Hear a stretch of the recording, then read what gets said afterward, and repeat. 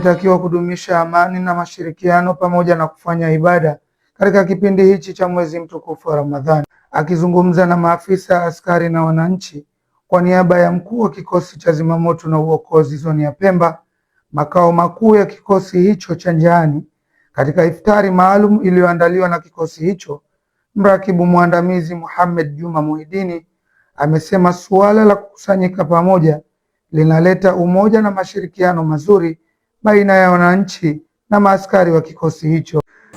Lakini kwa niaba ya Afande Salama anawashukuru wote wazimamoto wote wa vikosi wa vituo mbalimbali kaskazini, katika kanda ya kaskazini Pemba na kusini. Lakini pia shukurani zake Afande Salama kwa wananchi au majirani zetu ambao tumewaalika hapa, na kwa kuwa zimamoto inaingiliana na jamii katika masuala ya ukaribu kutokana na kazi yetu, basi tukaona tufanye hivyo.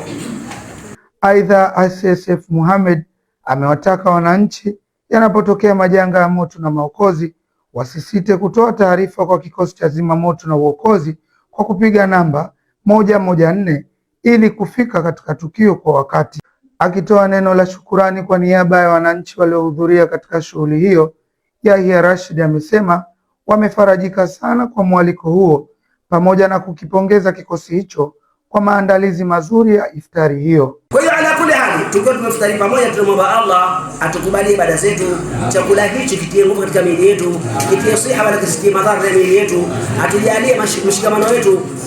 Faya wakati ilipokuja hapa imekuja bado ni changa, mpaka sasa bado inakuwa. Tunawaombea Allah inshallah watie nguvu, wakuongezeke inshallah, wapate daraja.